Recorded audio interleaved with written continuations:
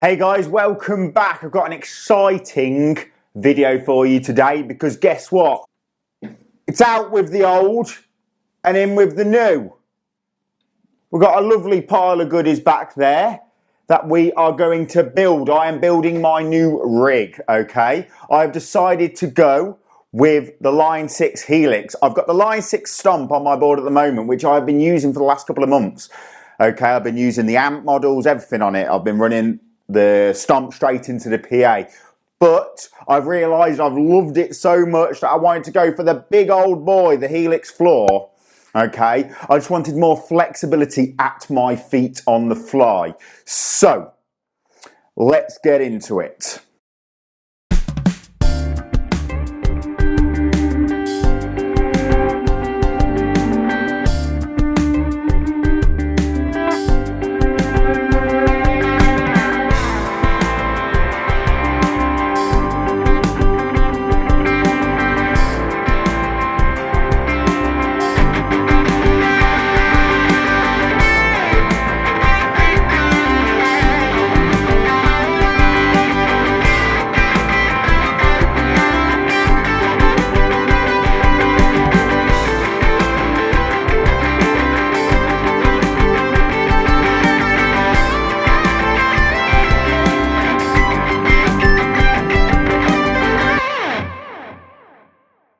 Why the Line 6 Helix in the first place? Well, it sounds absolutely fantastic. It sounds clean. It's easy. Okay. It's very user-friendly. It looks neat. All these things. Okay. I really enjoy using it. But mainly what I wanted in my new rig, because this new rig is going to replace a pedal board. It's going to replace old cabling, old systems of working with the guitar. I wanted a certain criteria. I wanted it to be quick to set up. I wanted it to be super reliable. I wanted it to be bomb-proof, okay? I wanted all these things so it made my life easier on the gigs. I'm also going to talk about the things that nobody really talks about, but all the important things.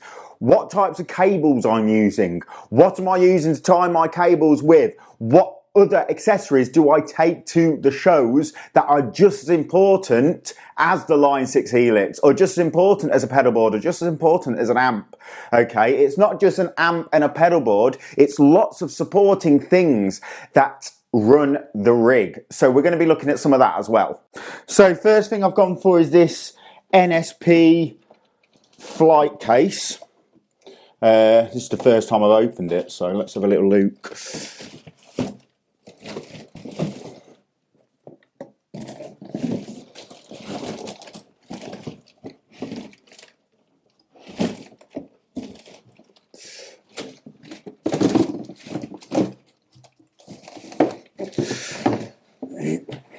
Okay, so pretty standard stuff. The Line 6 is going to sit in here. Okay, well protected. I really like this company because they had features that made sense to me. So usually flight cases like this, they come with clips here, like little hinges. Okay, and they're just a pain to get on and off. So that was a very little pro, I will admit. But other than that, they looked really well made. They're all custom made, so you put your order in, they make it. The handle, super comfy handle.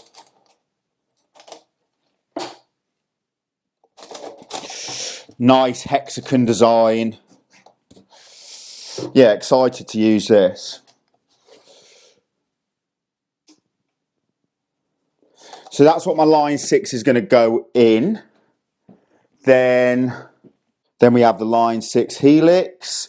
I also got a little protector for the Helix.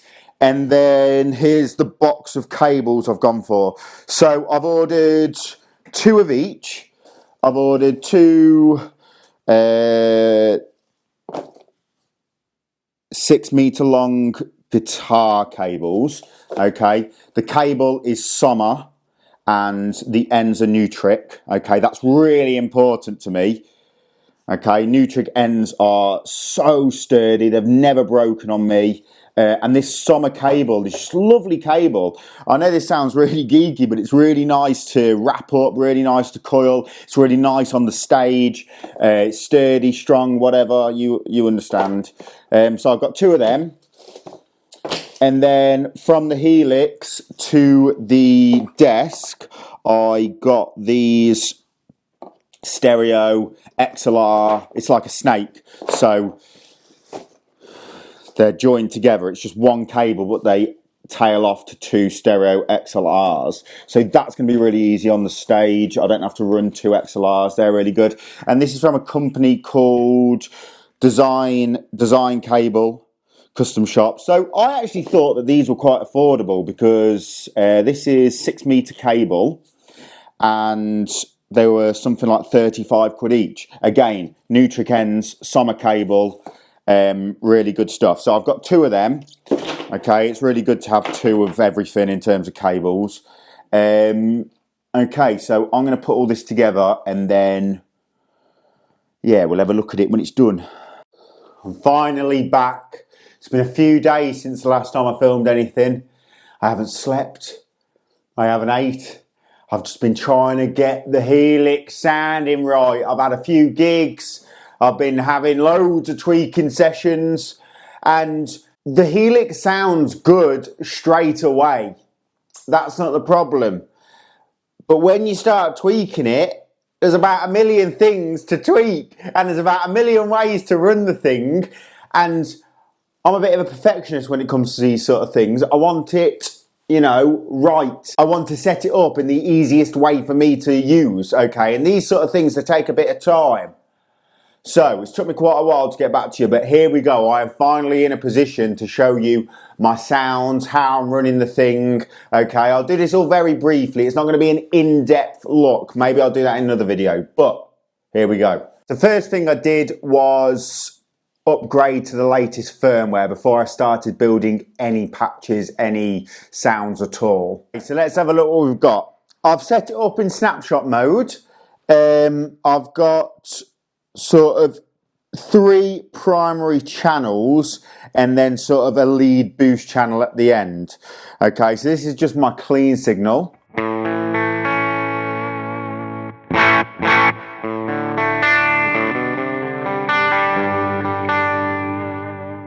So I'm running the US Deluxe Fender style amp,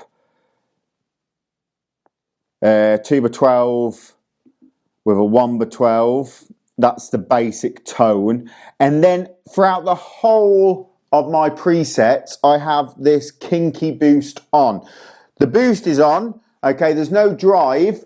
That's how I used to run my old board. I used to have an EP booster on it. And I just like the sound of it. It gives like a sonic hug. I have that on throughout all the snapshots. So that was my clean sound. Okay, then I have just a standard ambient sound.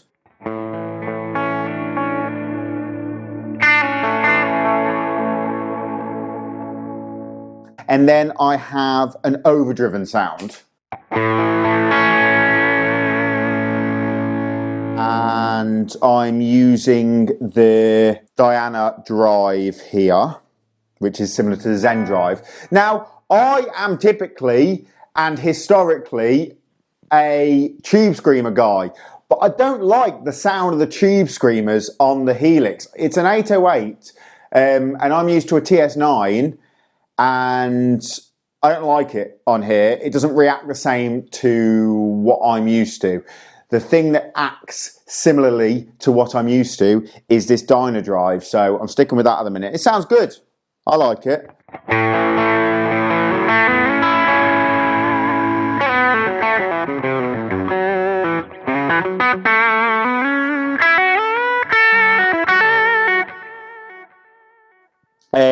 So they're my sort of 3 channels, clean ambient, and overdriven. And then the top 3 are copies of those 3 channels, just with things added. So the first one is my clean signal with the compulsive drive added, which is like the OCD.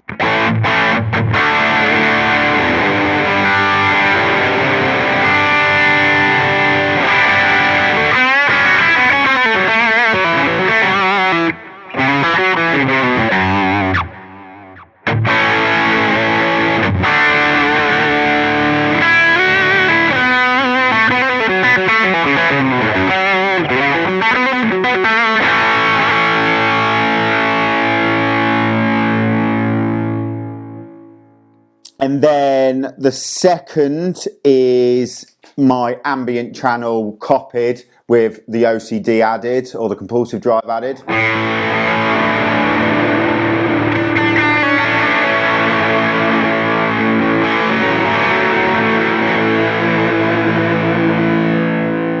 And then the third one up the top here is the ambient copied again, but with the Diana drive added.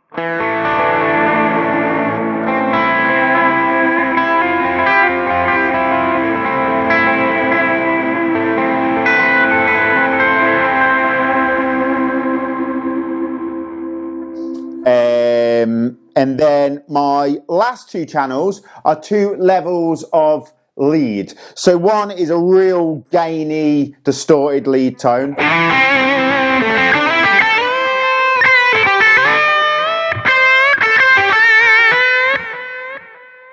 And then the one above it is more of a bluesier, softer lead tone.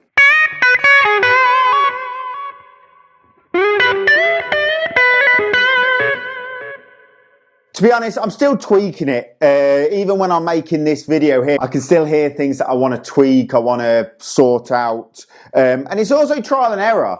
So it's also being on the gigs and hearing the response from the Helix and thinking, what could be better, or what do I need to do differently? Not necessarily better, but what do I need to do differently? What is going to suit my situation better, or whatever.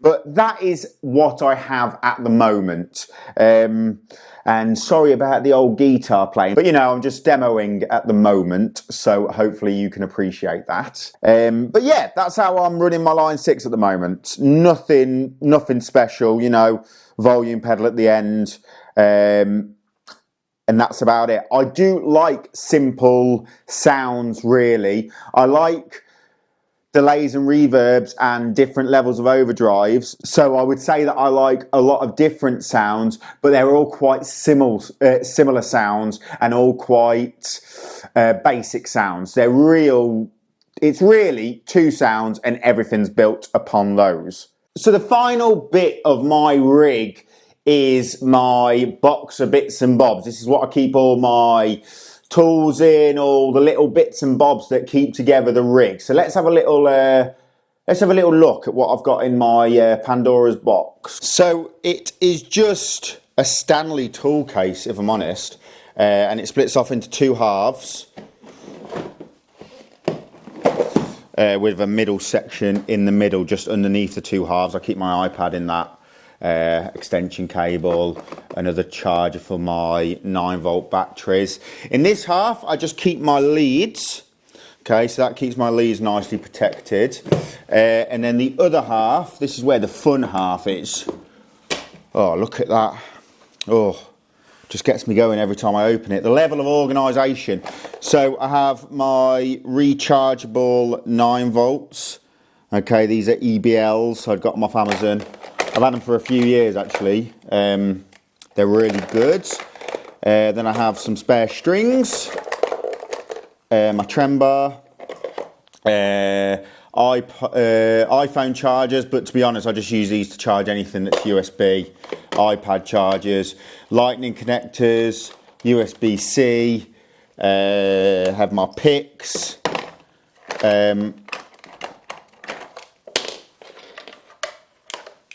some earplugs, then I have a couple of capos. Okay, I only really use this shub or something, can't even remember the name of it, shub I think, or stub or something something UBB. Okay, this is a really nice capo actually, sleek, easy to use, really high quality. And then I just have like a cheaper fake one off eBay or something, just in case. I like to have spares of everything pretty much. Then I've got my little multi-tool, my little Stanley multi-tool. Okay, it's got like screwdrivers and knives and things on it. That's really handy on gigs. String winder, a pen is in there as well. And then my in-ear system, I use this Behringer P1. I use this Behringer P1. That's a really good wired monitor pack. So it's like a headphone booster and you can run it in stereo. It takes a 9 volts, okay, but it can go really loud if you need it to be, but obviously you don't want to damage your hearing. It's just it's a headphone amplifier really. And then here are my in-ears. So at the moment I am using these cheap in-ears off Amazon, KZ in-ears or something, AS10s. They're okay. I'm actually waiting for some custom in-ears to come, so I'm just using these in the meantime. They're okay. They slip out of my ears a little bit more than I'd like, so obviously that's not ideal. The actual sound of them is very good, but the fit isn't that great, I don't find. So yeah, I'll give them a 5 out of 10. And then I just have some spare Shure in-ears. Now, the reason these aren't my main in-ears at the minute is because I dropped one end in a cup of tea, didn't I? So only one side works. But yeah. So that's my little box of goodies. That's sort of my survival kit. The stuff in there is just as important as a guitar and a pedal board. It's really important to have everything that you could possibly need, okay, because there's nothing worse than getting to a gig and then needing something and not having it. Usually I keep some spare fuses in there and some spare